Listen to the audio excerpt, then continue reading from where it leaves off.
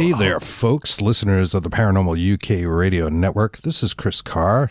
I'm the host of Bigfoot and the Bunny and Dark Horse Paranormal. We're coming at you this week with a Dark Horse episode, which is exactly like Bigfoot and the Bunny, but you're going to get different theme music. And that's pretty much it. It's just different theme music and the day that it was recorded on. And we recorded this interview at our friend's house, James Annitto. He is also our guest. He prepared a wonderful dinner for us, and we got to visit with him and his family, and especially his new baby Dawson, who's just 3 weeks old and is just a little peanut. And thankfully, we didn't scare him or make him cry, being the podcasters of darkness that we are. So sit back, relax, and let's get this mother rolling.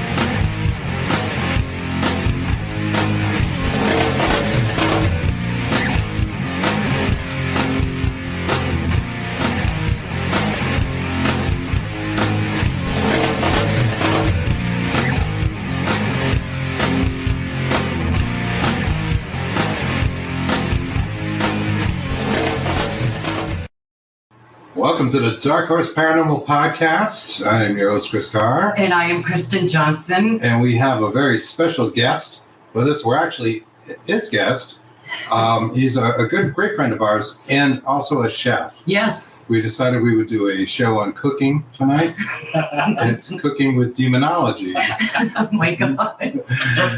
Our guest, we're his guest. We had dinner tonight with James Annitto, his lovely girlfriend, Celine, and he is the father of two glorious children, one of which is only 3 weeks old. Mm. And we got to visit. We hope he can make an appearance tonight. He's already a rock star. Yes, he is. I've advised James to dress him up as a werewolf and bring him out. We'll see if that actually happens. But our guest is James Annitto. He's been a paranormal investigator since the tender age of 15 years old. And he's been at this for a long time. You're a Deacon and a Demonologist, James. And you were recently involved with the Demonology duo. People may know you from your television appearance on The Haunted as well. Mm-hmm. And as well as being the founder and owner of the Dominion, thank you, Dominion Ministries, which we're part of as well. And I don't know why I have trouble with that Dominion word. I always want to say the Paranormal Ministries. I don't know why. I'm sorry. It's something in my own. It's the Dominion Ministries. I got dropped on my head as a baby. And I always want to go there. But the Dominion Ministries, which is fantastic. And let's start off a little bit and talk about your childhood. You started again at the tender age of 15 years old. Yes. And what were you doing? Were you like going to graveyards and stuff? Yeah, so some people would say I'm still a child to this day, so I don't know if I deviated away too much from that. But no, definitely. I was going into graveyards, some legendary surroundings. Here around, we have a place called Lat School. Mm-hmm. That was, old psychiatric hospital. It has been torn down now. It was next to Rhode Island. But of course, I went to these places because I had some sort of interest in the unknown, and it wasn't just urban exploration, but it was to see if things could happen with a bunch of our friends. And really, what kind of got me involved in that is I had a lot of theological questions when I was younger, and on top of it, I was a big person that loved Unsolved Mysteries, Scooby-Doo, Scariest Places on Earth, Most Haunted, and then eventually Ghost Hunters. So I really wanted to apply what I saw on television and said, do people really actually experience ghosts and all these other phenomena? Mm-hmm. And I started dabbling into it. It was really as a hobby at first. It was really more to be scared and really try to figure out an answer. Sure, there's a fear factor there. Yeah, of course. You hear these stories growing up, and, for us, it was more like things like In Search of, and reading like canned soldier books and Yeah, in like search little of older crap. Leonard Nimoy, right? Hardy Boys, yeah. Yeah. Nancy Drew. Nancy Drew. Nancy Drew. Yeah. Nancy Scooby Drew's Doo awesome. Yeah. Yeah, which was good until Scrappy. I love Scrappy. I like You, Scrappy. really? You're a Scrappy guy? Scrappy kind of guy. I really, I feel like the show jumped the shark when Scrappy came out. Yeah. But, That's how old we are. Does anybody yeah. else understand about Jump the Shark? right? Yeah. You mentioned the lad school, and it's a place I've never been to. I've read a lot about. You said it's been knocked down. Yeah, since? well, there's a building or two that still exists, but a lot of the campus has been torn down. Yeah, it's a pretty notoriously haunted location. You want to tell our viewers a little bit about it? So yeah, as far as the history, I'll butcher it because I don't remember it too fondly. Okay. So research it, lad school, and extra around. But basically, it was one of those notorious locations. Now we have a lot of these places like New England Legends that Jack Ballinger has created, where you can go onto these sites and see, okay, what's the historical place that maybe could be haunted. Back then, when I started getting involved, Dave Giuliano, who's a great friend of mine, who also runs the Ghost Hunter store, had a website called Shadowlands. That was one of the first iterations of going on internet and seeing what haunted locations were. And the lad school was one of them. It was shut down, I think, maybe early 90s. And basically, when I started getting involved, it was 2005 when I was 15 years old, right? So 2005 to the 1990s, it was probably shut down for 10 years. So it was starting to be dilapidated. It was falling apart. It was mold. The floors you could crash through because it wasn't taken care of. It was private property. A children's private school, right? Children's psychiatric school. Oh, psychiatric. Yeah, okay. So they did lobotomies That's there. It's like, right. So they did a lot of like what people would call in the forms of old mental health days, like probably like really against kind of our ethical system nowadays of how you work on people. They were just throwing caution in the wind and working on people and saying, okay, hopefully this works. Yeah. Shock treatment and stuff like that. Like a sanitarium. Yeah. And so basically, because there have been noted people through history that have died there, people would just go there, and unfortunately, it started getting kind of a basis of knowledge of occult rituals there, and people of occult followings would go there, do sacrifices, and would starting to break in. I think checking the sound was starting to break in. Because it's private property, you're not really technically supposed to go on there. Right. But basically, people started getting jumped there, and the police started becoming more notified of what was going on.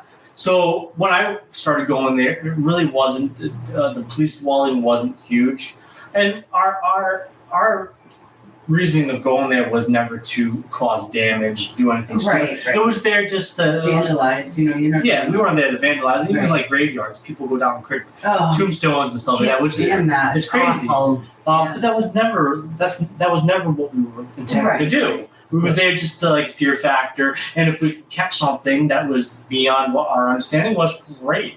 We went in there with flashlights, disposable cameras. Hell, I remember even having a tape recorder that we did like rewind and it's good for it though. Oh yeah, analog is great. I love it, but you also got to remember that too when you do analog, you hear the tape. Yeah. You get There's a little hiss. a little hiss of it. But that might be part of what contributes to those EVPs. When people love that old Panasonic, I can't remember the name of it, but that Panasonic recorder that goes for a couple $grand on eBay. Oh yeah, which is crazy, right? Yeah, it sounds like crap. And what the funny thing about the tape recorder too is I got the tape recorder because back in the day before we had CDs, right, and DVDs, I used to have tapes of like one of them was the Super Mario Bros. Movie, and I had to play the tracks to each of the movies, and that's what and then I started using it in that application to try to receive voice. Another prolific movie too that was around that era was a movie called White Noise with Kevin Costner. Yes. That's kind of gave me an idea of EVPs, right? And the lab school was just a place of interest. I probably went there over a dozen times, and I've had some experiences that I would say that were interesting. But now that I look back at it, I think it was more of myself emulating what I wanted to experience, or being spooked because it was dark, it was musty. Yeah, right. And I Spooky probably location. was even being influenced by some mold or something in that. Asbestos. Yeah. So it was fascinating. I definitely look at it as the golden age for me. Yeah. But I don't really take in a lot of what I experienced back in my youth as paranormal to this day, because I kind of look at it differently now. Why? How so? How differently? What do you mean? Well, I was more gullible and a lot more subjective than I am now. Everything like that, like noise, you guys probably couldn't hear that. I hit the chair, but like a knock.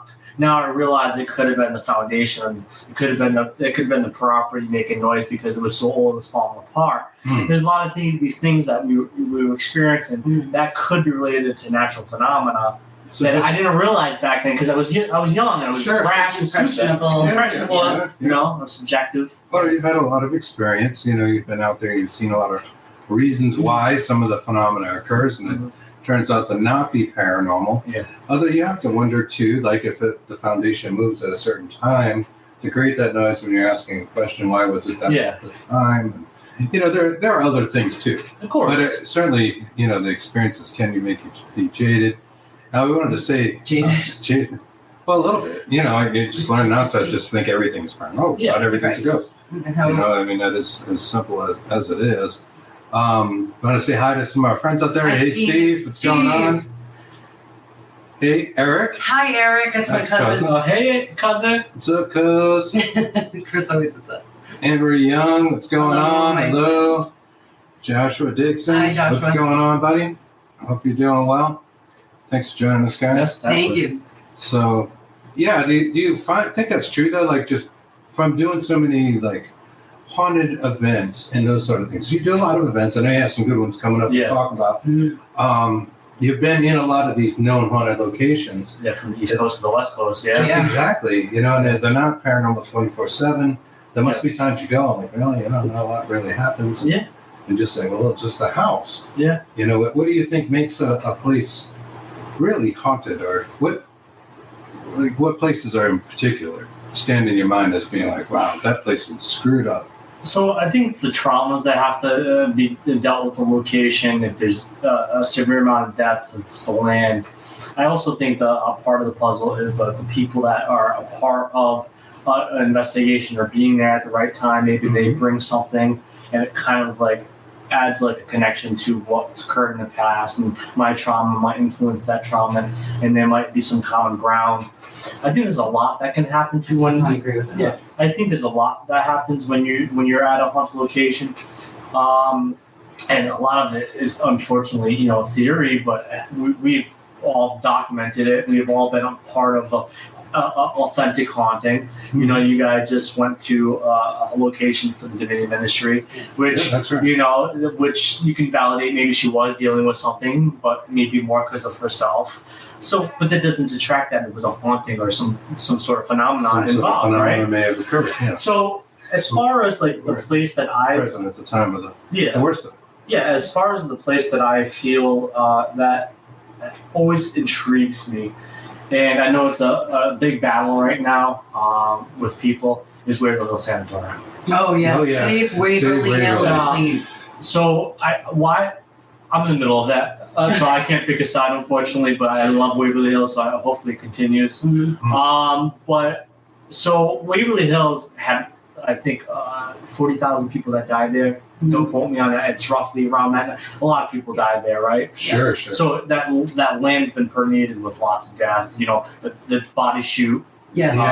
You imagine all the people and some people were buried on that property unmarked. So imagine that the lost soul kind of tendency. Unmarked graves. Yeah. The chutes were there to move the bodies. Just throw the bodies down into the basement. To move them quickly and not hurt the patients. So just imagine. Basically like a water slide. Trauma. Trauma. People, families dying there. Yeah. And so that place is probably that place is probably one of my favorite locations because I've never not had a bad experience. I've only went there a few times out of the many other places that I've gone to, but every single time I've gone there, I've always had an experience. But the problem with that place too is I think it's a great location for somebody that's a novice or an amateur because it is open to the natural outside, natural elements. Because back then, for them to fight tuberculosis, they usually had a structure like Waverly Hills that was open so that the air movement would happen. So it wasn't the tuberculosis wouldn't contain in a certain environment. It was just open, right? Sure. So it's smart in structure. So that has a lot of outside element involved in it. Like you can hear bugs. If you're trying to do videography, you're going to catch like bugs or bats, birds. Yes. So there's so many things that can happen. There's a road not too far from Waverly Hills, even though it is a long driveway. You're still going to have ambient sound from the street, from the road. So you have to eliminate a lot of these things at Waverly Hills. But once again, a lot of trauma happened there. Right. So it's a great smorgasbord of a location where you have an ability to take out the natural elements, but also possibly deal with paranormal elements.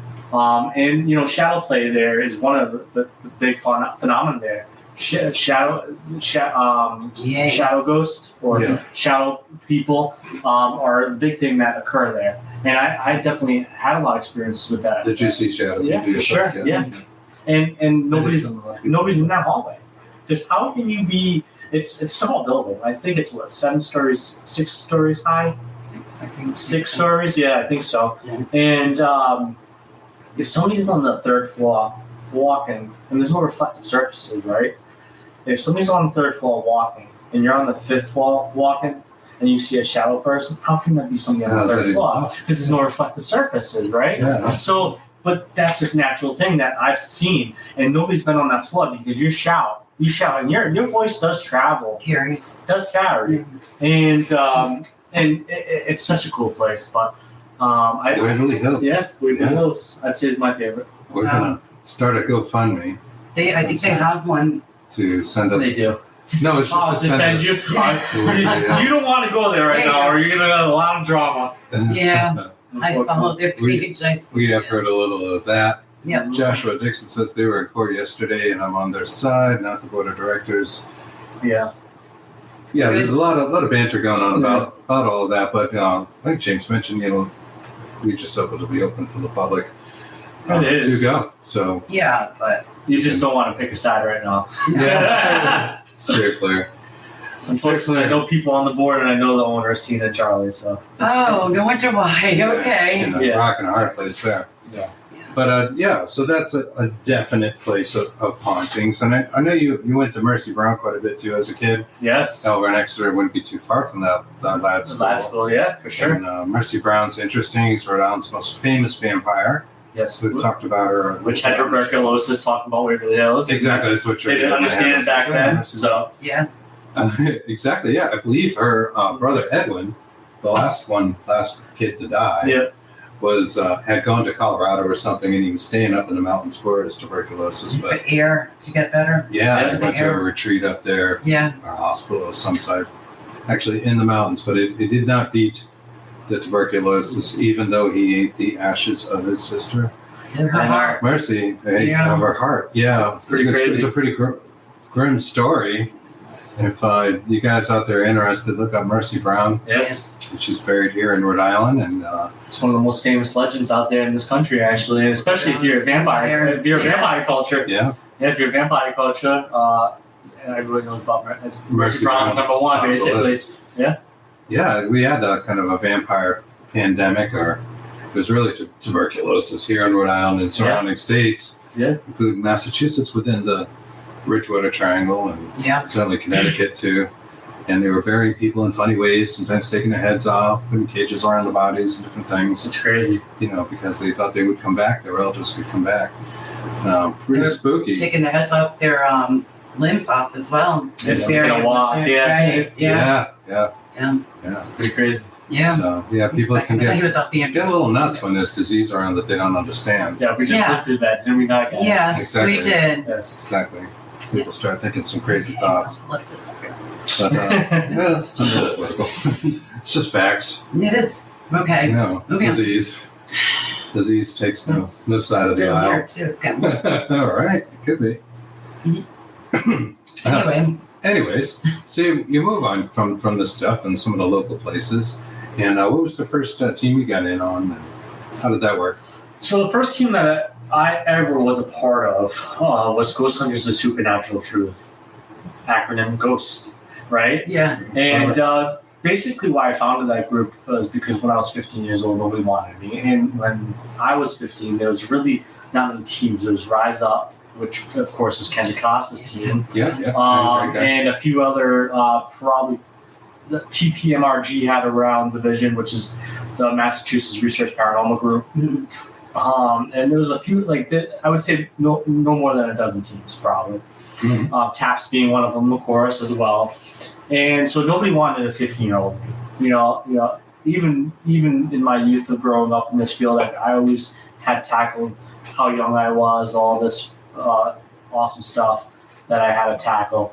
But so when I was 18 years old, I founded this group called Ghost. And it was basically a combination of people that was part of a group called Renowned Paranormal Society, RIPS. And it was founded by Andre Corrier and Shane Johnson. And what their claim to fame was that actually they were on The Haunted, not A Haunting, The Haunted, which was on Animal Planet, and it was based around how animals experience hauntings. Mhm. And that's how people in the houses would come to find out, oh, there was something in my house because my dog, Nancy, was starting to bark at a corner or become vicious, even though they never were. So there was like a 180 in their personality. Sure. It's probably cats. Cats. Yeah. Most Cats. definitely. Cats are very haunted. So, so basically, they were involved with a man named Carl Johnson, and their episode was called Demon Attack. So I had started kind of dabbling with RIPS in the form of talking and kind of like having chit chats about like our paranormal like backgrounds, like why did you get in this, and this is why I got into it, and this is where I've investigated. So it really just started off as a camaraderie, friendship, and basically Andre and Shane had a falling out after the episode of Demon Attacks came out. And me and Andre had become close friends, and we were hanging out all the time. So basically, a few members that had left RIPS and a few people that had really never done it before, we all came together. Me and Andre co-founded Ghost, and we started doing a lot of the locations in like Grist Mill. We started doing like Mercy Browns. We started doing Slater Mill. A lot of different places that we, even lad school. Places that we thought were interesting. I'll even in what's the place in Forester Island? I forget the name of it. It's an old town. Oh crap! It's a Tom D'Agostino thing, but Ramsdale, Ramsdale Factory. Yeah. And so we started going to these local surroundings, like I was doing in my youth. And then we started getting involved in residentials because of Andre's little background with Demon Attack episode and being involved with residentials, we started dealing with people's houses, which was a first kind of foray for me because I'd never been in somebody's house trying to investigate the paranormal. And I became in love with it because like I get to meet new people, I get to hear their story, how long they've been dealing with it, and kind of seeing like a lot of their interactions of household. How it would interact with the haunting. So I came in love with it. It's different. So it's a different thing than public investigation. It for sure is. So Ghost was my first endeavor. And it was short-lived because through Andre I had met Carl. And at that time, I was going to school for at New England Tech. I had recently, when I was in high school, I was in half high school, half VOTEC school, vocational school, and was Cisco networking. And my grandfather, in my youth, our hobby thing was to build computers. So I was very kind of versed well with computers, and I love technology. So me and Carl started talking, and I looked up to him because he was on Ghost Hunters the first 2 seasons, and that's right. His brother Keith, I actually had kind of come entangled with because I was the electronics department manager at Walmart.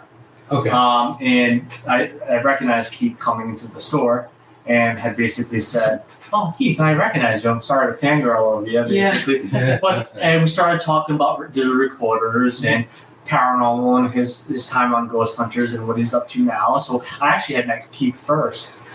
But then Carl eventually knew, like, oh, well, this guy can build me a website. He can set up on DVR. He can do all these things that at this point his group needed. And it was Beyond the Veil Paranormal. And they asked me to come on as their tech manager. So I then eventually left Ghost and went with Beyond the Veil Paranormal because for me, it wasn't necessarily greener pastures, but it was for me to be able to get more knowledge with someone that at that time probably was 40 years in, Right. or maybe 35 years in, and I had highly respected, and I was already acquainted with his brother. So I thought it was like a small world was meant to be kind of thing. Absolutely. It is Rhode Island, though. It is a small world. We're all neighbors here in Rhode Island. It takes 15 minutes to get anywhere in Rhode Island, pretty much. Yeah.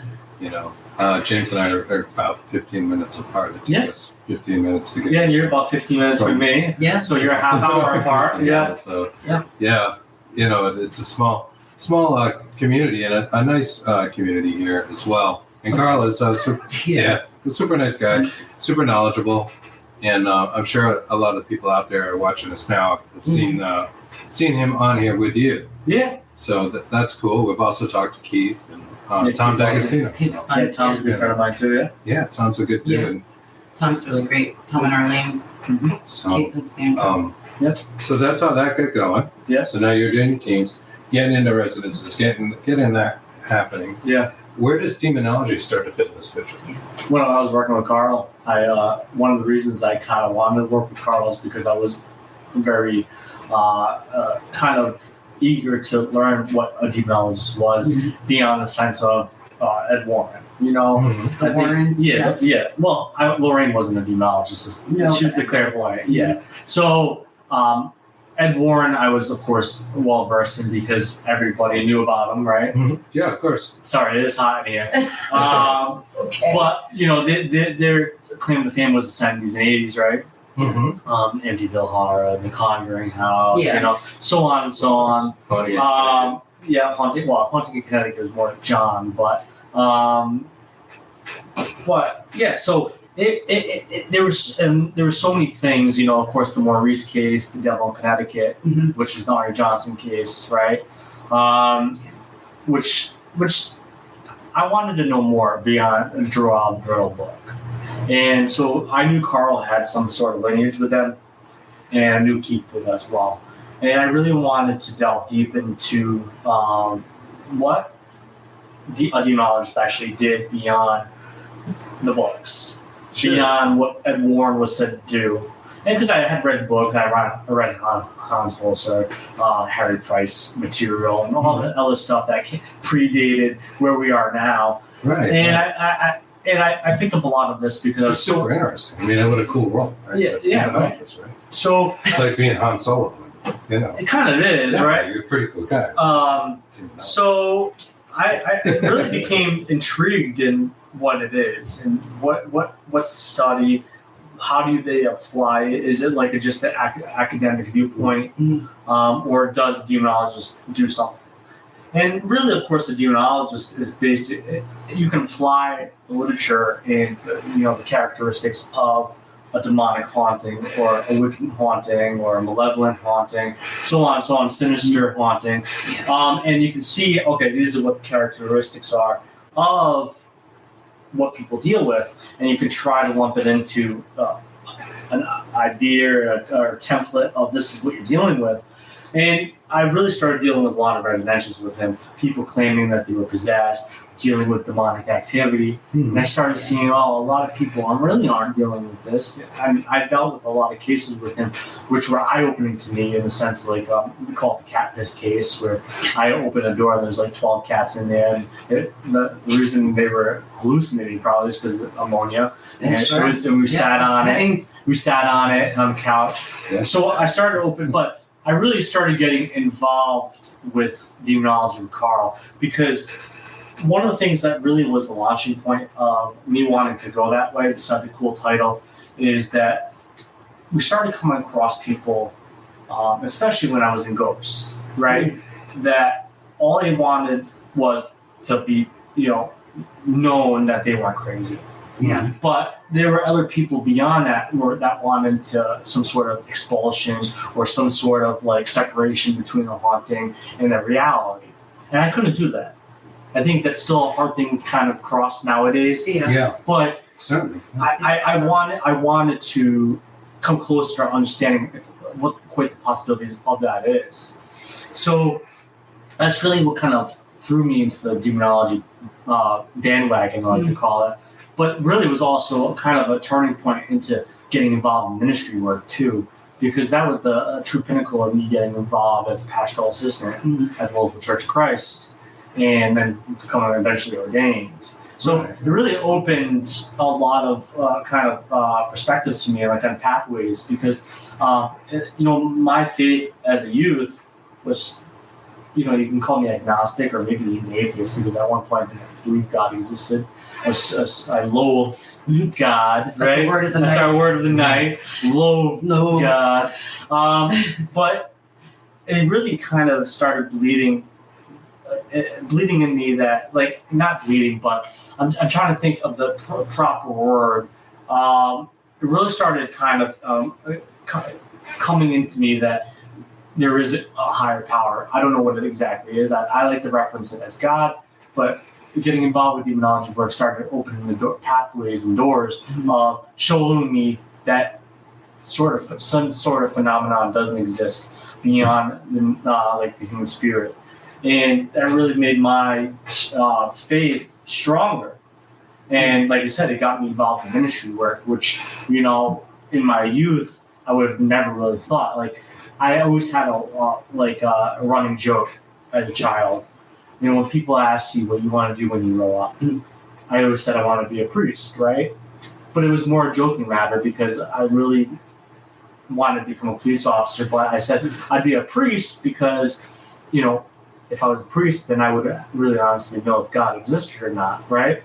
So it was always a running joke that I would become a priest. And it kind of came true in some form. I never became a priest. Yeah. We wanted to know the hows and whys, like we do. We want to know, and everyone knows. Yeah, exactly. We have some things on the audience. I'm just going to bring up real quick. Okay. Steve says, "Why aren't we hanging out with this guy?" Well, we can. I'm sure we will. Absolutely. Steve just got a new Les Paul. Yeah. Gonna get it from Tom D'Agostino's brother's Rudy shop. That's Situate. Oh, yeah. I wonder if he knows that. I haven't been there myself. Well, now you heard it, Steve. Joe says, good vibes. Wash hands, stay home, sanitize. No, yes, there you go. That's what we were talking about earlier. No tuberculosis. Yes. Or no COVID. Oh, yeah. Exactly. That's what he's talking about. Yeah, I know. And Reese says, has anything or place scared you? That's a good question. Yeah, no, definitely. I definitely had been scared in a sense. I won't lie and say I've never been scared, because when you're dealing with things that you don't believe exist, it startles you, it frightens you, right? Mm-hmm. So, and that's a form of being scared, Absolutely. But a place, not necessarily. More so what I've come across. Like, I never believed demons existed. Never did. Yeah. Until I actually dealt with my first demonic case, where I was brought in by a psychologist. Mind you, I was brought in by a psychologist. So, right. And this is really the start of claiming I was a demonologist after working with Carl and then being ordained.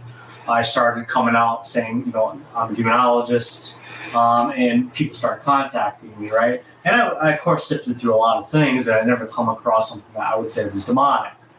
But I was brought into that case, and it really frightened me because as much as it made my faith stronger, it was still startling to see that you see this on Exorcist from 1973, Yeah. and you hear about this through Ed Warren's perspective and Carl's, what he dealt with when he was 19 years old in Providence with that young boy Lucas. Yeah, you told us about the show. So when you hear all these stories, you kind of laugh a little bit because you're like, okay, I think this is just a bunch of like theatrics. This doesn't exist. You know?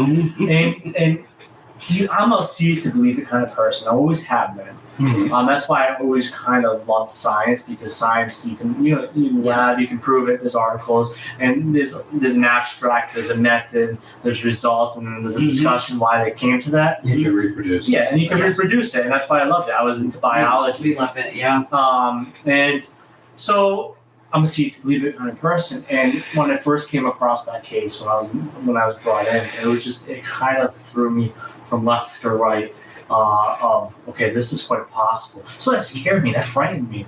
As far as the place, like I said, I don't think of anything because I've been to a lot of places that claim to be the worst haunted locations in the world. That there's the portals to hell will claim that there's a portal to hell on there. I would say that the most frightening place though I've been to definitely was the Silica Axe Murder House in Iowa. Okay. I would say in Manila, near Manila. Mhm. And I would just say that was definitely a frightening place, like just the activity alone. And I would say another place that's local to here. I'm not saying there's nothing demonic there, but it was frightening in the sense of what was happening.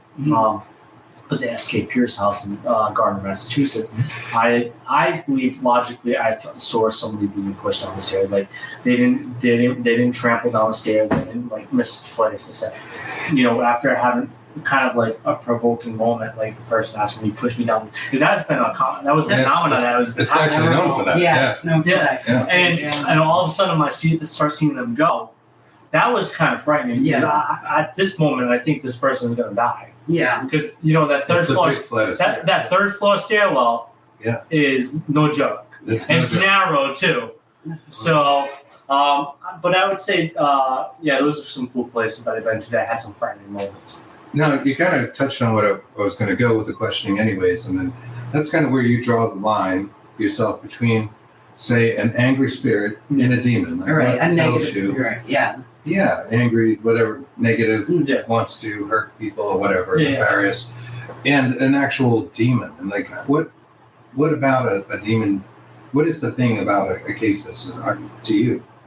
This is not, your untypical discarnate spirit. Well, demonic entity won't be nefarious from the get-go. Like a negative spirit is going to be a jackass from the get-go, because that's once they're ass in life, they're an ass in spirit, right?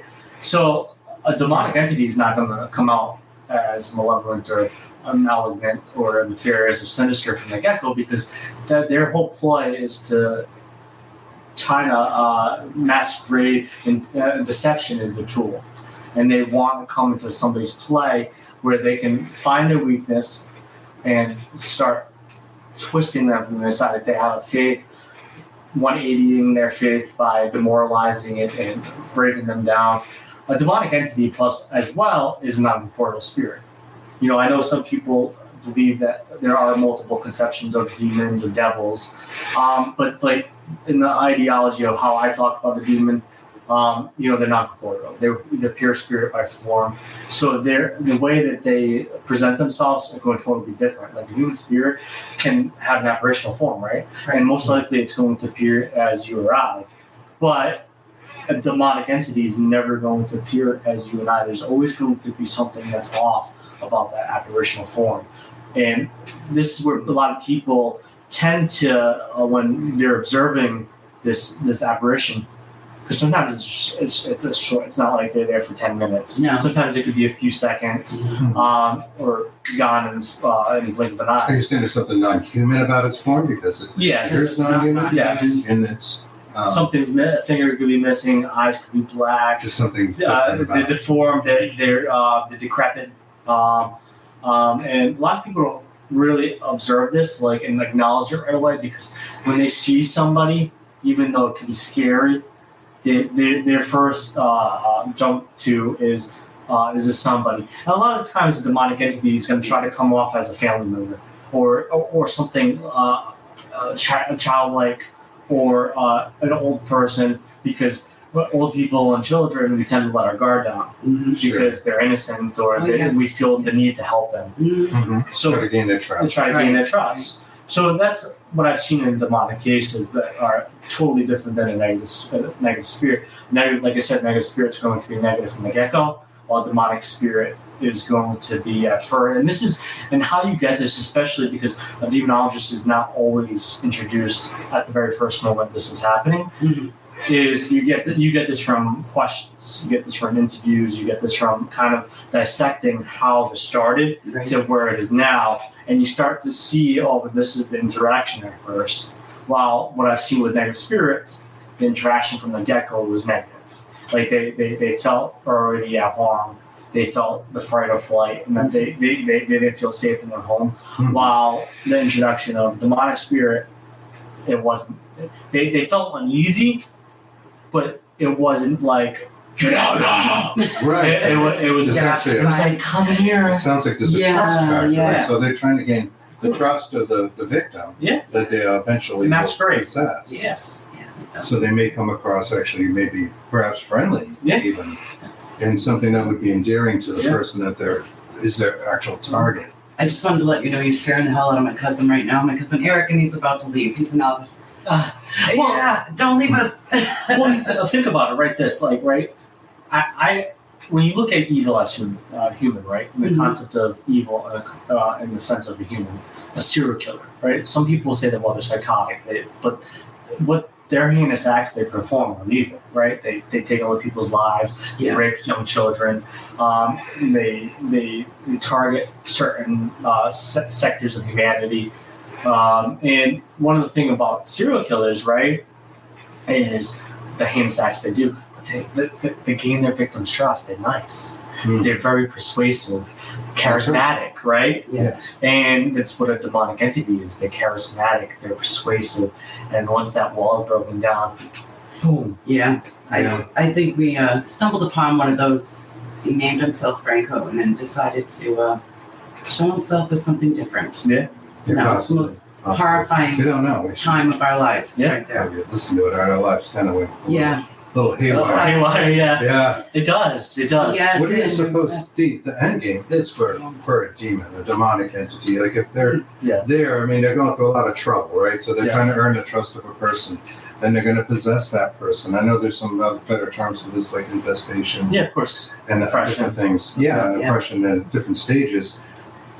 What is the end game of that, though? Is it to just have people not believe in God, or is it there's something else there? So that's the most debatable, because even though I had a Christian backdrop, like I was ordained as a deacon in the Old Catholic Church, and then I was ordained in the Church of Christ as an ordained minister, and I was a deliverance minister for the Church of Christ. So my background is Christianity, but I'm very eclectic when it comes to other people's beliefs, because there are religions that predate Christianity. Zoroastrianism that kind of brought the major three into play. Hinduism, which is one of the oldest religions still to this day. That's right. Yeah. Animism, which was the start of religion, and foundation of everything is life and everything is energy. Everything can hold a soul. So I think it's hard to kind of swallow the fact that demons, in the sense of biblical scripture, is fully inherited of what it really is. Like, I'm not saying the biblical scripture is bad, because I'm a Christ follower. I believe what Christ did is why I am a Christian. Right? Jesus Christ was a real person. That's historical fact. To the degree of what and who he was, what actually transpired is still kind of up in the air. But if in fact he didn't have his followers survive because he took his own life basically after being betrayed, I'm cool with that. That's a good person in my book, right? And I follow that, and I believe in a higher power, and I label it as God. But demons haven't just been prevalent in Christianity or Abrahamic religions, right? They are prevalent in Hinduism, as Azor is. Prevalent is in Islamic folklore, which predate normal Islam, Right. modern Islam. 5,000, absolutely. 6,000 years old. They're thousands Yeah. of years old. Mesopotamia, one of the first structures they found were gargoyle-looking structures, statues, right? Yeah. And Full this, of demons and gargoyles and yes, aliens. So Oh my. it's been, even in troglodytes have some sort of cave paintings of something supernatural and Yeah. in depiction, right? Yes. Mhm. So it's been prevalent in human civilization or our ancestors' civilization for a long period of time. I can only imagine if we ever understood like the missing link was and what their observation were. That would be fascinating to me, right? But could you imagine? Yeah. No. So demons have been in idea of theotic sense, like good and evil, have been around for a long time. Even though Epicurus really started structuring our modern idea of like good and evil and karma since ancient Greece, it's always been a kind of an idea. Right. And I think that's demons are definitely something that exists. I think if there is good, there has to be evil, and if there is evil, there has to be good, because we see that in our daily life as humans. Right. There's good balance. Yeah. There's good people, and for every good person, there's a bad person. Yeah. And that's why we have law enforcement. That's why we have heroes and Right. and Good and evil are somewhat subjective, but I It mean, is. there are certain things that most of us agree Of on. course. And, I can go on all day. Oh, it's Yeah. subjective, Yeah. but hurt a kid in front of me. And, Yeah, you're not a good person. Yeah. right, yeah. Yeah. Yeah. So how you observe it as a demon is really kind of centric on what has been passed down for 5,000 and 6,000 Sure. years through text or through people that have passed knowledges down. Like Father Gabriel, prime example, somebody that did over 100,000 exorcisms, and he was the chief exorcist in the Roman Catholic Church. He was a smart man. Yeah, he was a little one way because of his thought pattern. But he worked with psychologists. He worked like Father Chad Ripperger, who was an exorcist in the Roman Catholic Church, is a PhD in psychology. These are people that apply different sciences, but still come across these things. How can you throw that out? And people have been observing this kind of phenomenon for a long time. Yes, maybe you misconstrued it back in the day, like schizophrenia, prime example, right? I was just doing a paper because I'm a psychology student, and one of the topics right now I'm on one of the classes is abnormal psychology. Great with what we're involved in talking about right now. Schizophrenia is an abnormal psychology piece of the DSM of disorder. And one of the things that schizophrenic people have are they hear voices, they see shadows, they see monsters. There's multiple voices sometimes, that one saying that you're not good enough, you should kill yourself. Another one's telling you something different, and that's beyond dissociative identity disorder. So there have been moments in time where we misconstrued it or misunderstood what was actually going on in the mental health realm. Right. But that doesn't take away from that. Somebody like Hippocrates, which is the father of medicine, and he had the Hippocratic, I forget the name of his book, that was pretty big, but basically started realizing mental health and anxiety was a thing. Right. But still, they would realize that, okay, even though anxiety and these other certain things are a thing, that doesn't detract that there are still preternatural occurrences that occur, right? Right. Yeah. And that's what's interesting, especially with demons, because demons unexplainable to a group of people rather than just one person's, experience. And a demon body, and I know not to go on a tangent too longer, but a demon, we got to really understand, isn't just from the Christian theology either, because you got to remember, every demonized deity in what we call demons in like religious demonology, which is connected to like Christianity or Catholicism, they were gods of other religions. They were gods, exactly. I was going to use the phrase, one man's demons is another man's gods. God, right. So, right, sure. Some of them They've been were, passed down. you'll keep the names, go back to Mexican. Pazuzu was the god of pestilence. And he became famous because of the exorcist, and that's who Reagan talked to. Right. But still, these are things that modern demonologists or people in the Catholic Church look at and say, they're a demon. They're trying to persuade you away from this one higher power and trying to get you to this other way. It seems like a tough road, though. Like, I would have to think the end game is something bigger than just changing someone's belief system. And what one person or family would care about. Like, you would think if they're going to go through all that trouble. Well, I think that was the main question I kind of got away from is the end game is, I think, really kind of one of the things that, if you remember what I said about demons, they're not controllable, right? And one of the things that I would say that maybe has some sort of authenticity to it, not fact, is that demons, if they do exist in the way we think of them as non-corporeal, I think have some sort of disdain that they were never physical. And I think that is their method, that if there is a God in the monotheistic aspect, there's one God, right? And besides the polytheistic viewpoints of multiple gods, is that if one God did create all life, then these deities or entities are against us because we are able to enjoy the beauties of life in a physical sense and still become a soul afterwards and spirit, right? While they just did that, the disdain for us is their power to say, well, I can still take you over. I can break you down. I can take over your body, push you out. And I think that's their end game. Like, everybody says, well, it's for the individual, the demoniac, which is the person that's under influence, to kill themselves. But a demon, why would the demon go through so much to have that person kill himself? It's a lot of trouble. You know, it's a lot of trouble for such an easy conclusion. Right. To just end there. But maybe you're right in that they want the sense of like being in freedom. A body, a human body, what that feels like, and there's probably some good to this three-dimensional universe we live in that is different than the experience and that they have. I know you're not political, so I won't stay on too much, but look at in human civilization, look at how centric freedom is to us. Correct. Can you imagine if it's so apparent and so needed for us to want that freedom? We talk about free will. Can you imagine what they want? You know? Yeah, we don't know what it's really like for them. Right. You know, it's hard to say. Yeah.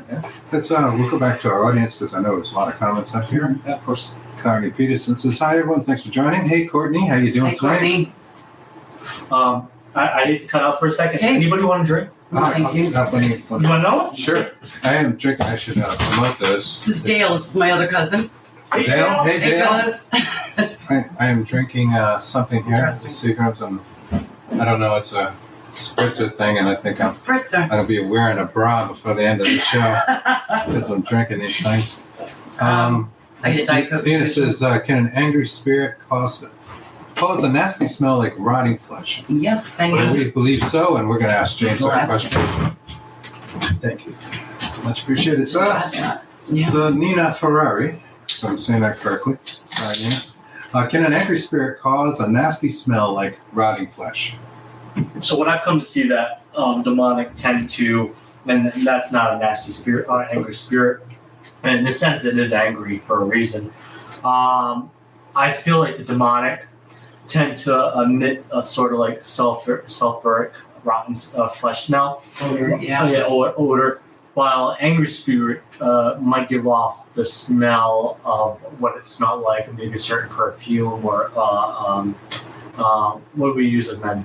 Cologne, sorry. Flowers. Even. Yeah. So I think it's going to be centric to what that spirit maybe was entangled in, in odor for themselves. I've never seen like an angry spirit never give, maybe as like a theatrical tool, because prank as a prank. Yeah, as a trick. Rotting flesh, I mean, that could be a lot of things too. It could be a mouse on the wall. Right? Yeah, definitely, for sure. Oh yeah. Which I've come across as more than anything. Like they're, I've asked if they have an exterminator or pest control come, and usually some people listen to that advice and they have it, and they find out they have a mice infestation instead of a demonic infestation. Right. So it's really correct. You don't realize how easily an outside influence can come entangled with your property. Oh, I have a mice infestation in this house. I keep killing them, damn suckers. I'm sorry for. So why do we have cats? I'm sorry for you animal lovers, but I'm killing those damn mice. But just gonna stand on my chair a sec. Okay. No, I'm kidding. I'd make friends with it. No, we mice all our Sorry. Well, You know, I don't like how it keeps pooping my food. No, They're seasonal. James. They're seasonal. They come in the winter and that kind of stuff. Well, not if they make a home. They're still here. They're still here. They It's the summer. They should be. They stay here. They should go be ratatouille somewhere else. They should be going make pasta somewhere. Tell that cat to get to work. Yeah, that cat's lazy, man. Get to work, buddy. Eric says, "Oh, got that right. I'm not leaving yet." Yeah, it's not. That's what he's talking about. Not Greg Koss, hey buddy. Hey, This is Greg. Kristen, I like Chris. Chris and James. What's going on? That garlic looked a little strong. Greg did a garlic, I guess once a year. Greg is definitely not a vampire, so let me just start with that. Yeah. He grows garlic and he'll eat a bowl from his garden and just eat it raw. Yeah. Yeah, I it's good sipped for that you, but once. it's really It's hot. supposed to be like good for You just anti-inflammatory. did it. Yes. Yeah. Yes, it is. I think it was this afternoon. He had a garlic that looked like it was Yeah, I set him hope you're on fire. enjoying yourself too as Debbie well. Wallace Hagen, hello, how you doing? Hi, Steve Debbie. says, do you think every group ritual has real responses? Can collective thought have some unknown intelligence? Yeah. So That's a a good group question. ritual has what It's energy. what sense of a group ritual like?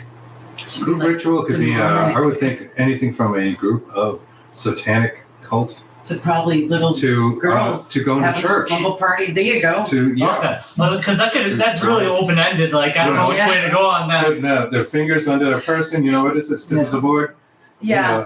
You ever Light play as that? a When feather. light as a feather, stiff as a board. Yeah. It really works. Yeah. It was crazy. I remember lifting as a Yeah. kid. I was like, wow, You we know, did it like pinky. No, I like Bloody Mary, prime example. Oh yeah, no, this is like a big thing. It's collective thought. Yeah. Right.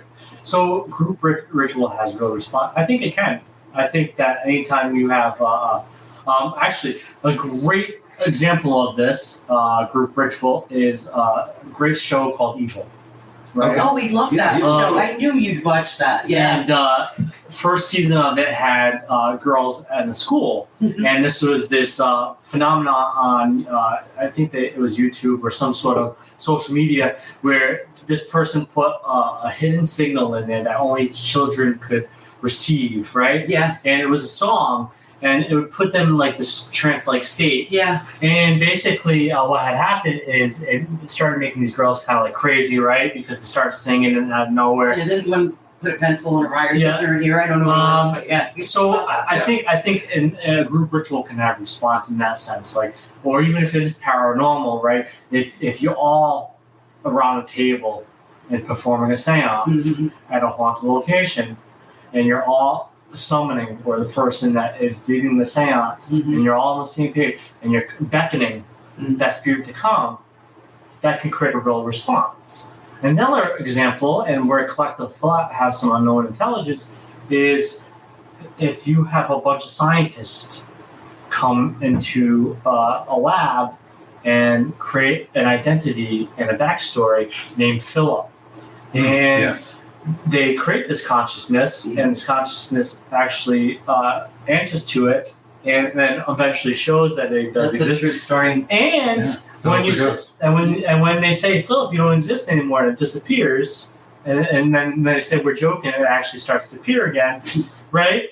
That shows you that a group ritual or some sort of group collaboration can have real responses. And as collective thought, one of the things is that I was actually just talking about this. Dr. Christopher was over at my house last night to come check up on me and come meet Dawson like you guys did. Nice. And then we also had a show, right? Don DeCristofaro is he leads the USS Salem, the paranormal aspect of it. A great guy.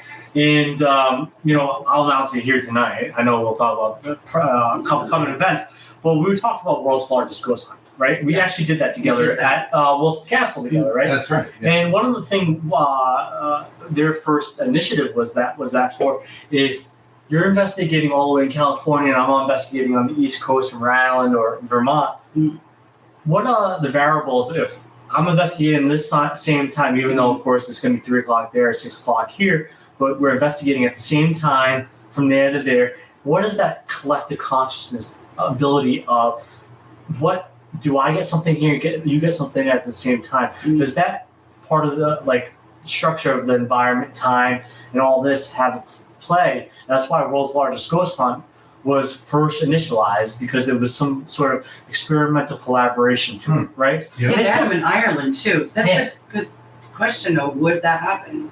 Yeah. Well, I think they've said that, like, Brian Kano was a big component on that. I think it did. And I think that's why they continue doing it, not because just beyond the shtick of it. It's cool, I guess, to have a bunch of people in the same day get together and do the same darn thing, right? Right. But you know, why I find it interesting is because of that. If I'm investigating there, well, if I'm on the USS Salem, which I'm going to be for World's Largest Ghost Hunt, that's my announcement. I'll be one of the guest investigators at the World's Largest Ghost Hunt at the USS Salem. USS Salem. If I'm at the USS Salem and somebody's at the USS Lexington, are we going to get the same kind of responses because they're both Navy ships and they're both said to be haunted to the same spirits? Yeah. Now we do a show, and in fact, Greg Koss, who hosts the show, it's called Metaphysical Crossings, and we're in a rotation where we all do like an Estes method, or I even did the Gansfield thing with the ping pong balls.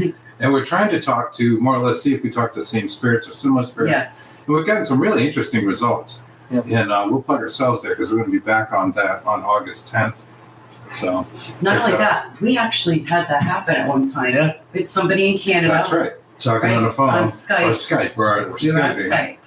And we got similar responses from someone in Florida. Yeah. We were it was friend Seraphine In Florida. Some of you guys have seen on here. Yeah. Laura Lee is in Canada, and we were in Shrewsbury. That was in Shrewsbury, Massachusetts, and we were using different devices but getting the same responses. And the same questions. Same questions, Yeah. like the same name. It was so that weird. kind of stuff. It was It so was strange as hell. So there, I think there's definitely some truth to most that. definitely. And things can also live like in the collective unconscious. Like you mentioned, Philip the Ghost. Yeah. He seemed to have a life just by people believing in it. So great question, Steve. Thank you. Yeah. Thanks, Steve. You can expand upon that so much too. You know, it's a big question. There we go. Asriana says hello. Greg, how's James doing after his surgery? Healing prayers? Well, he's here. Yeah, it wasn't necessarily surgery. I think everybody, when they said a heart procedure, they think of like I was going to have open heart surgery. So what they really did, and I wish I could show you because I had a nice big bruise and I'm still not able to lift anything over 5 pounds, is they basically stuck 4 catheters in my groin, which is fun in itself, right? Not fun. And they sent little tubes, maybe a little bit bigger than fiber optic Some tubes. people pay good money for that. And they sent tubes up my vein, all the way up to my heart, to different parts of the different components, like different compartments of the heart. And I could feel it. You're awake behind you from this whole thing. Yeah. And basically, they were able to control your heart, speed it up, kind of put you in a state of arrhythmia. And so it wasn't fun, and I'm still a little sore. I kind of walk like the penguin a little bit, and it went well. I, of course, got bad news that I have AFib, which is like common, but still, it's not something you want to hear because I'm on medicine the rest of my life now. And but you know what? They found out what it was, and I'm here with Chris and Kristen, and I cannot complain. Great company, and I'm alive, and I get to see my boys, and that's all that matters. Excellent. So I appreciate it, Greg. We're glad you're here. Yes. And it went as smoothly as it could, And I sucked. I definitely don't want to do it again. Though. Yeah. It's not a great feeling. Not something you want to do every day. For sure. Kate Walker says, if you're the only one that smells it, it can be a sinus infection. True. Happened to me once. True. That's right. And people also talk about, we mentioned the dreaded C word, the COVID, earlier about their smells changing. And my stepdaughter, and I think I told you, Sashlyn, has it now. And she lives in Florida, and she was posting on Facebook about how everything smells like vinegar to her, like ketchup and things that might contain a little vinegar. It's like wicked strong, and that's all. It's making her sick. Yeah, that's a good. You gotta eliminate before you jump to anything paranormal, preternatural, supernatural. You always gotta eliminate the natural first, and that's something I do as a demonologist. Everybody wants to call me in and wants me to conclude that it's demonic or paranormal like that with the snap of a finger. Yeah. And you always gotta eliminate the natural. If somebody's having trouble sleeping, You know what you do, especially at this treasure map? You get to have the sleep study. You get a sleep study done. You see they have sleep apnea. It's things that can be eliminated before you start jumping in ghosts. Because guess what? Most of the time, it's not. Right. Ghosts do exist. The three of us have experienced it, and we have all experienced different kind of phenomena. Hell, I believe I experienced a cryptid. I believe I've experienced ufology-based things where I've gotten MUFON involved. But those are things that were jumped to after all the other things were checked off. Right. Because you would never jump to the unknown or the abnormal unless you know the normal, right? And that's what's important. So yes, it could be a sinus infection. Can it be that you're under distress? Can you have depression? Could you have OCD? Could you have a phobia? Could you have panic attacks? Could you have maybe even schizophrenia or some other psychotic episode? A psychotic episode, bipolar 1 or 2. Exactly. Yeah. There's so many. Physiological issue. You know, you can have COPD and have trouble breathing, and that trouble breathing can make you hallucinate because of a lack of oxygen To your brain, There's so many things that you have to check It off. can be a combination of Yes. things. And it could be the paranormal with those things. That's right. Right. But you And have it just to. seems more blown up to you at that time. But you have to help the natural before you help Right. the supernatural. Being investigators, that's what we do as well. Yeah, not everything's a ghost, but when we talked about how you draw a distinction between a demonic or preternatural haunting and one that is just like an angry spirit or disgruntled spirit. Yeah.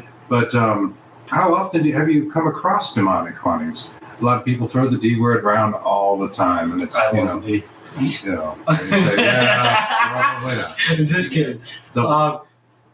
What's it called?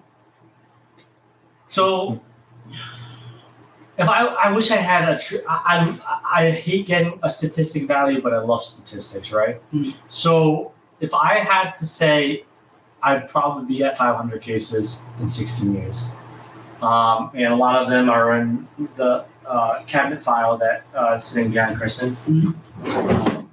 You know, it's a mess right now. But I'd have to say that I've only come across 5 cases that I could equivocally say that were demonic. 2 of them were possession. 3 of them were possession. 2 of them was infestation. One infestation was on the borderline of oppression. So 5 cases in 16 years. Wow. Well, out of like 500, Yeah. But you know, it's like 1 in 100. But somebody also, too, honestly, though, somebody might be another demonologist, like Keith Johnson, who thinks all spirits are demonic, right? And somebody might look at my cases different, or if they walk through my shoes in those scenarios, they might kind of formulate it differently. They might say this is the variables that were at play, and they might say it was demonic. But It was not for some reason. But for me, it wasn't. So a lot of it is kind of interpretation. It is. But I think it is safe to say that they're not common. They're certainly not common. No. I'll go back to some more of our questions. We should put a few of them up here. Yeah. And I'm getting we're going off the page here. I gotta keep scrolling. How are you doing, James? Annitto James, as Brianna says. Well, we Sounds like Bond, James Bond. Yeah. Doing good, thank you. Nina says, my attorney smells it in his office. I smell it faintly since he shampooed and thoroughly cleaned his office. You get temple pressure, nausea, and some have felt like they were going to have diarrhea. Mold. That's another D word. Yeah, probably.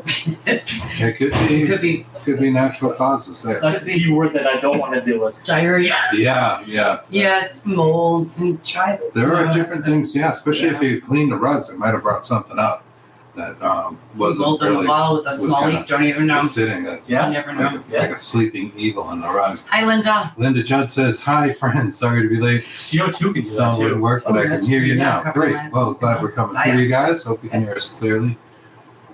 We're kind of sharing an open mic here, so Yes. hopefully that's working for everyone and you can hear us all. James is We just had a fantastic dinner. Thank you again, James. Yes, thank you. It was awesome.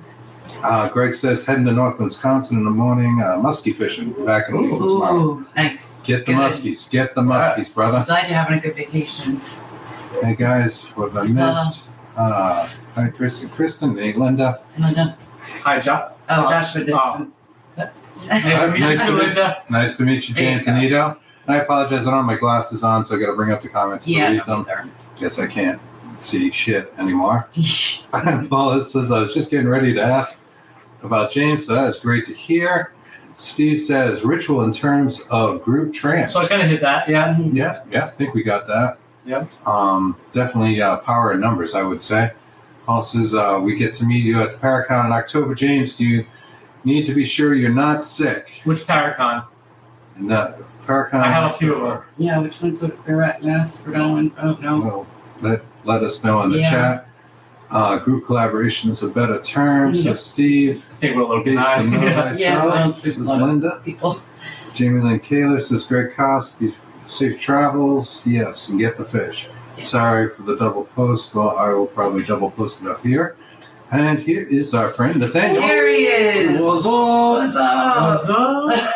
Another great demonologist. Yes. There we go. The bars. Like the old Food Budweiser, connoisseur. right? Oh, yes, most definitely. Yeah, definitely a He comes connoisseur up to of food. he lives in Ohio, comes up to Rhode Island just to have the food. Yes. I mean, Oh, and At of least course, 4 see times a us. And of course, And see see us. us. See us. Yes. If you can fit it in. There's a lot of good food up here. in Rhode Island. Yes. It is a small state, but Just it, make sure you don't ask him why he's not visiting you. Oh, God. Sorry. Cesar Sarah Soleil. That's okay, buddy. Love you guys. We love Love you you too. back. Hey, James. All right. So there we go. I think Oh, good we've Lord. covered our questions Right. Yes. for now. So actually, that brings us to the Dominion Ministries, Yes. which you were What's that? Just kidding. nice enough to invite us to, and Yes. we're grateful for that, and we appreciate it. And it seems like a really big network of people. And how did this come together? And tell us about it in general. Let our audience know. So yeah, no. So I was doing lots of drugs one day, and I just thought that I was just kidding, guys. But One day. one day. But no, seriously. So the Dominion Ministry was founded in 2015 by myself and a group of people that I had brought on, known as board members, and they had the same common idea of let's bring a bunch of eclectic people together, regardless of what faith, what That's board background. as in like wooden board, right? No, like Not like a chair, like They're not just board members. actually board. No, they're not like a Wilson from Castaway. Wilson. So And we're not doing drugs. Stop. no, maybe I put something in that seafood Alfredo. Is that but what it was? I don't know. But so basically, I got a few members of people. Oh, yeah. A few people that had the same common interest of having a mass amount of people in paranormal come together, work together, regardless of what faith or what background you came from, and going in people's houses and giving them the best help we could give, and multiple perspectives as well. My perspective might be good, but their perspective might be better. And it was kind of get as many people in the same boat to row that boat as you can together. Right. So in 2015, we started that. It was the Dominion Ministry, and I ran it all the way till 2017. At one point in its heyday, we were at 42 different states in the country, Wow. with international members and affiliates. Nice. And we were doing our best to help anybody we can. There was protocols and procedures, Mhm. case files, waivers, and questionnaires, Yeah. as you guys probably Documents. document, which you guys were just a part of in a South Yarmouth case. That But it was has to be, though. for sure. You did a good job. And you worked with Shannon Noli, That's who's, right. who's the case manager, and Russ Dyer, who's the lead investigator of the New England Division. Mhm. And but basically, in 2015, 2017, it was this large organization that got to come to be. And in 2017, I stepped away because I then was approached to join seminary for the Holy Catholic Church, which, kind of selfishly I took because I felt it was something I needed because I'm somebody about credentials. Like, I have a business degree, soon to have a psychology degree, but I always wanted my theology degree. And even though I was an ordained minister with the Church of Christ, it was just more so a paper saying that, okay, well, you were into the Church of Christ. But Catholicism is, for many people, the bread and butter when it comes to dealing with this kind of situation in Western culture. School. Right. And so I went back to school because I wanted credentials. And so I stepped away. The Dominion Ministry had existed. They kind of rebranded as the Outreach Network. But because of, I'm not saying lack of leadership, but because of things in life in general, started to diminish with the leadership that I left it to be at. And as great as they did this by keeping the name and keeping the mission, it just fell out wayside. And that has a lot to do with a lot of different variables. But for many, many years, it's like my child, right? It's your baby. It's my baby. And it's my third Got one. kids everywhere. It's my third one. So Kidding. I was running a recent group, Demonology, and I for the past few years, because Demonology was founded in 2019, and from 2019, and even when I was in seminary, I just kept thinking of the Dominion Ministry. Where could it have it gotten? Where could it have? Where would have it went? Would it have been a 503c? We were LLC for liability reasons and for insurance reasons, but I wanted to go nonprofit eventually. Where would it have been as in a 503c? Where would our expansion be at this point? So it was always something that reveled in my head. That was always like, okay, why did you do this? Lingering question: what could have been? Yeah, what could have been? So Demonology was originally set out for its intent to legitimize demonology, but I feel like we kind of got our mission out there, what demonology is and the misconceptions out there, but it never felt the same to what the mission was. It was about helping people, and demonology wasn't.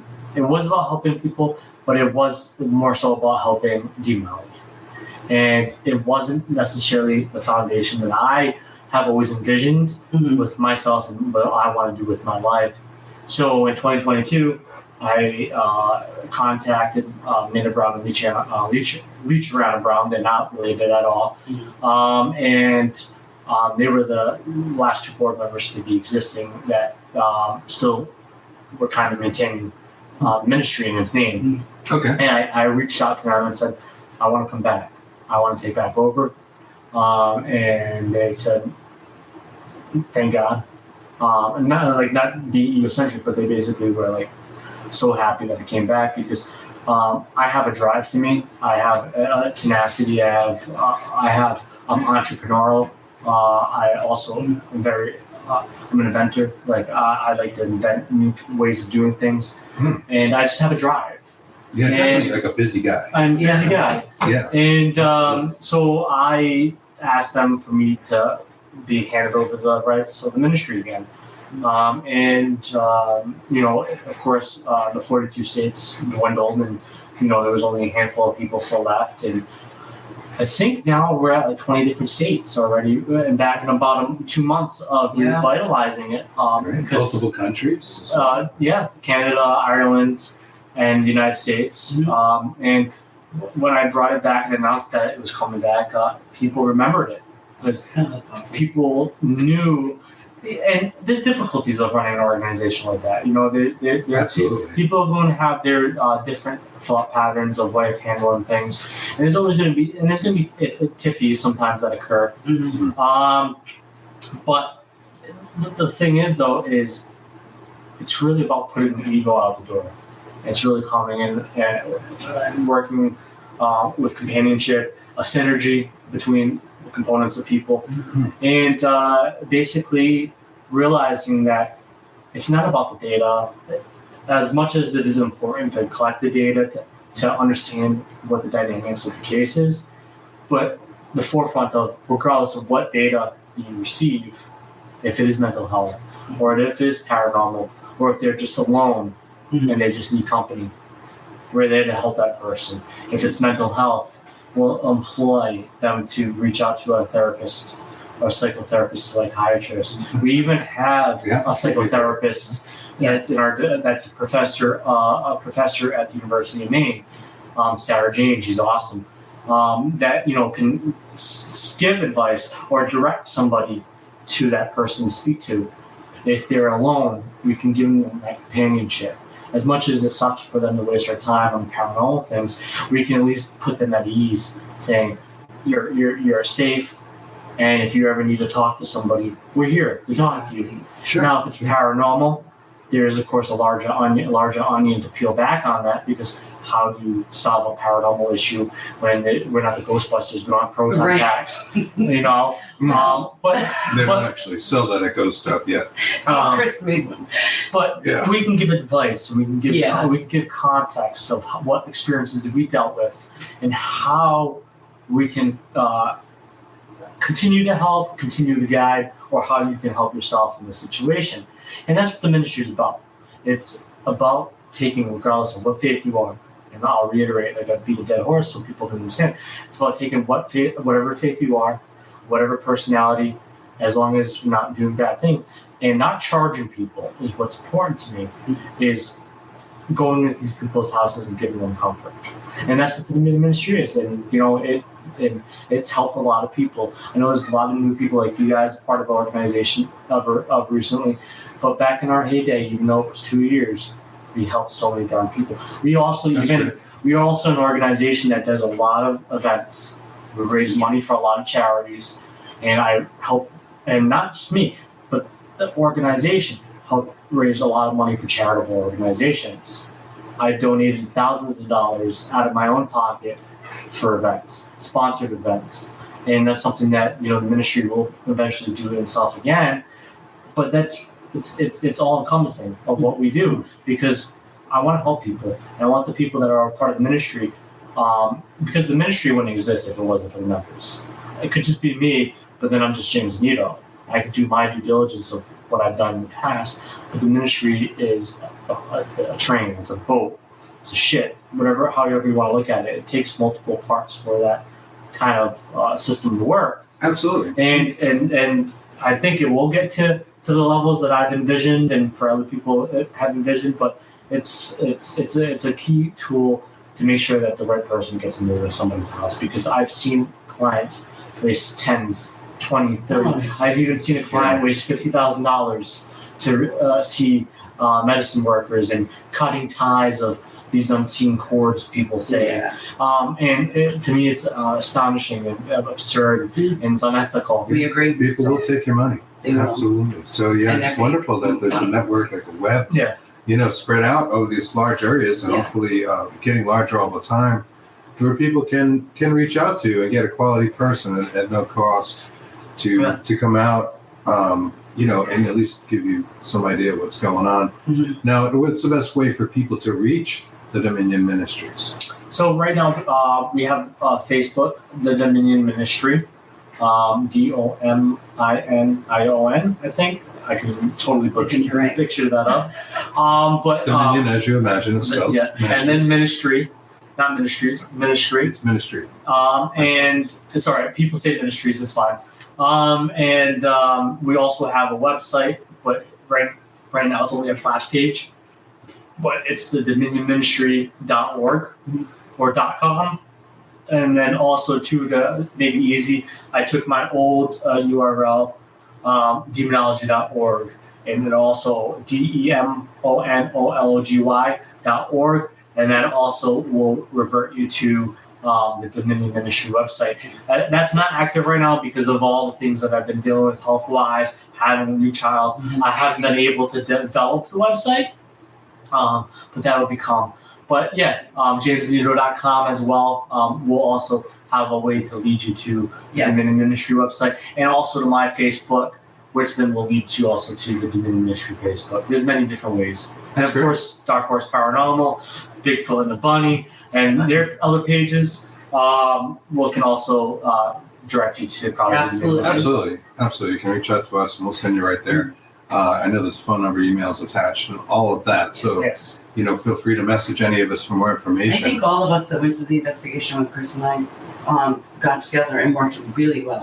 Yes, and that's what's important. Yes, and I heard nothing but great things about that night. Yeah, it was really good. Between the companionship you guys had, the investigative techniques that you guys all brought forth, and that's something that's what's powerful, because it's about, like I said, putting out the ego Absolutely. and just working for a common cause. And what's too is not to harp back on the ministry is, we all have different backgrounds. Right. So you might have a different perspective of looking at it than I do.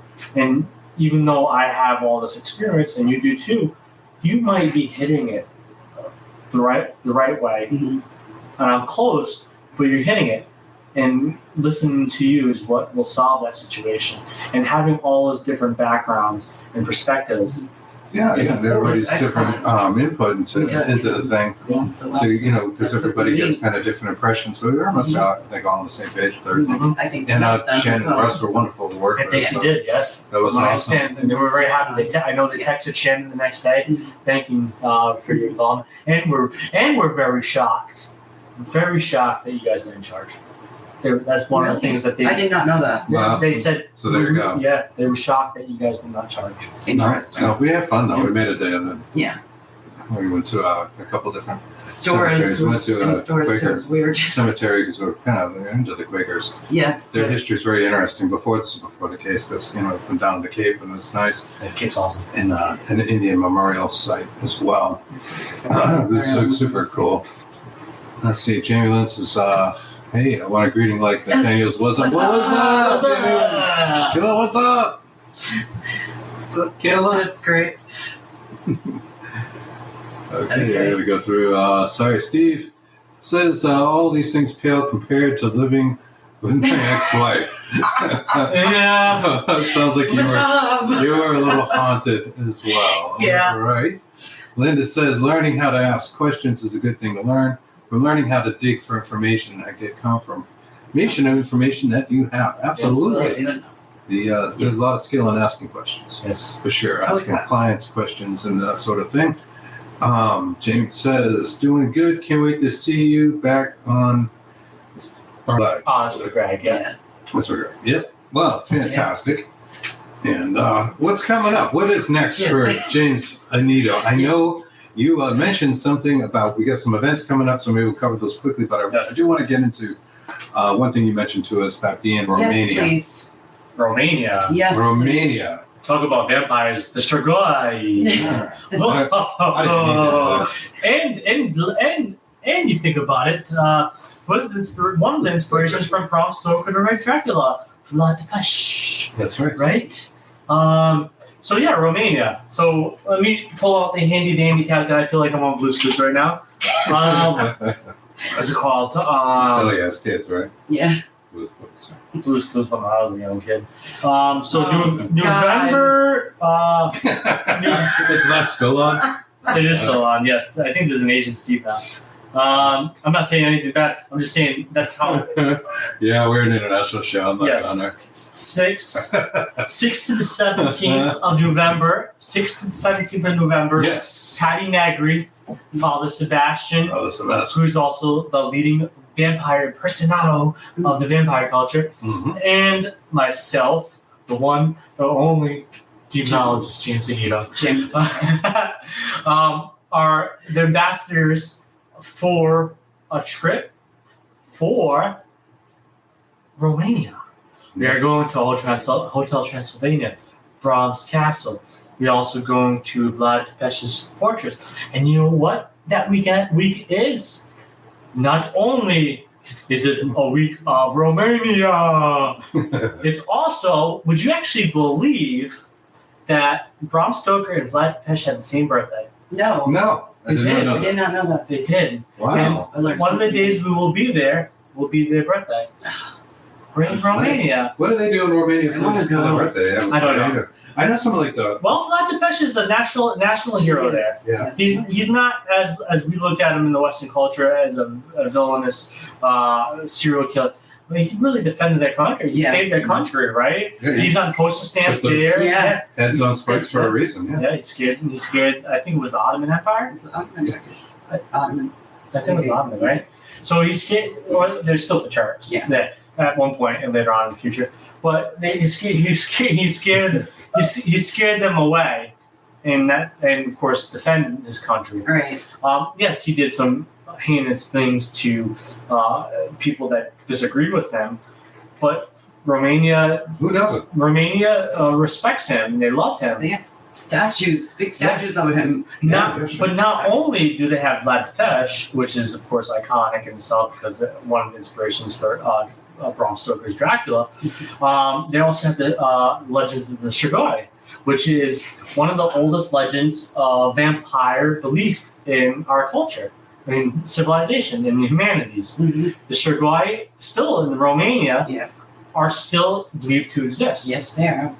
Not only are the Strigoi a big thing, they also have the gypsy culture, which dabble in different rituals and arts, and also steal your wallet and maybe kill you. Yeah, well, But they also stereotype is they're pretty dangerous. Do they drive? They still drive like the covered wagons Well, I down the think, country roads, or man? no, that's stereotypical. Do they? But I don't know. I'll tell you. I'll take pictures for you. And one of the other big things too is one of the places that I've always wanted to go was Akanakawa I Forest. can never pronounce it, and that's where I want to go. But in Japan, the suicide forest.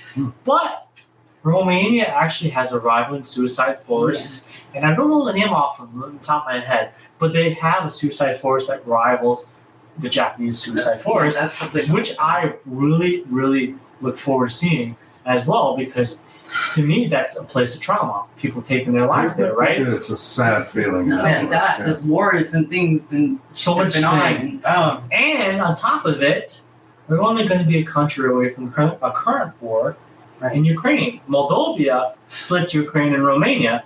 Okay. So not only will I be in a country that has been through a lot of turmoil and has seen a lot of different things and a lot of different folklores, there's a current war north of the country. And I'm assuming it will still be happening in November. yeah. And if it's not, I don't think we're taking down the little flag here. That's No, not for a while. oh, hey, look at that. See, I didn't even see that.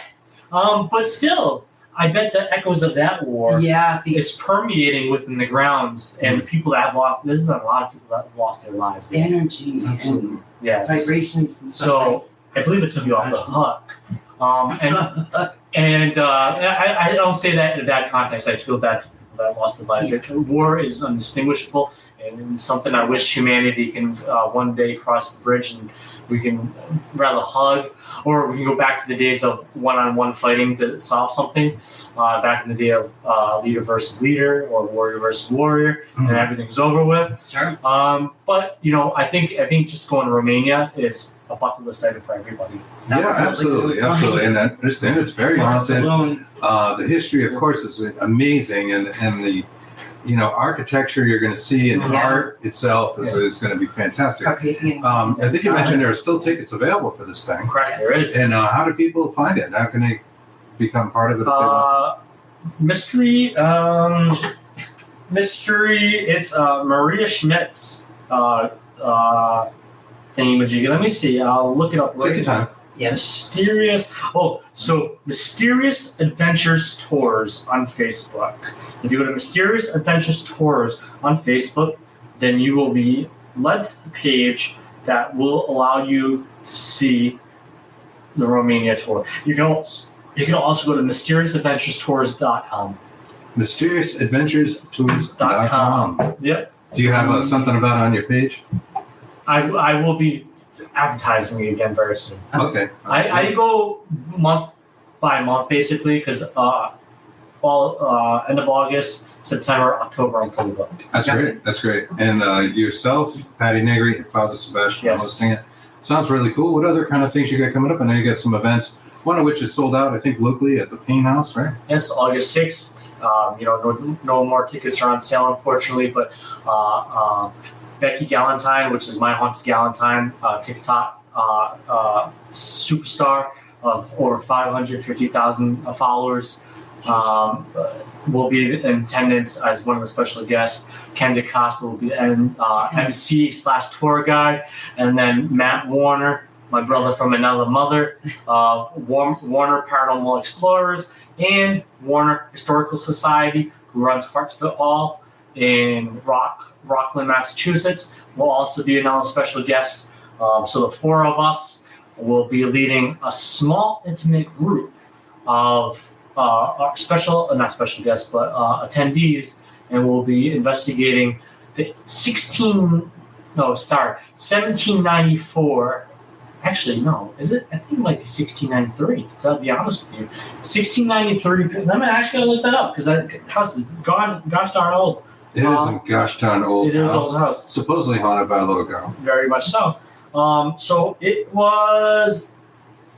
Oh no, sorry. Built in 1748. I was a little off. 1741. 1748. Wow. Built in 1748. Still gosh darn old house. And it was a schoolhouse. It was a tavern.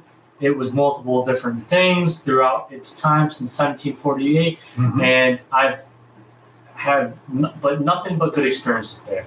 Nothing is evil there, but we've always had some sort of experience shared as well. Multiple people have experienced it. So if you're one of the lucky individuals that are going to be joining us August 6th, we'll see you in Coventry, Rhode Island. Yeah, it's pretty cool, and I'm sure you're doing some of the Paracons that are coming up and Yes. different things. Yes, I'll be in Vulture City in Arizona for Paracon there That's in a big one. October. Yeah. September, I'll be in San Antonio, Texas for Paranormal Fest out there at the Black Swan Inn. Wow. I will also. I'm supposed to be I'm supposed to be a moderator at the Warrens Paracon in October, but that hasn't been announced yet. So So keep that on the down low. keep it on the down low.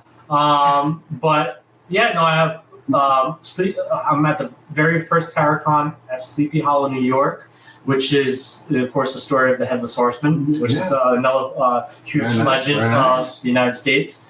So I'll be at the very first Paracon for that. That's in October.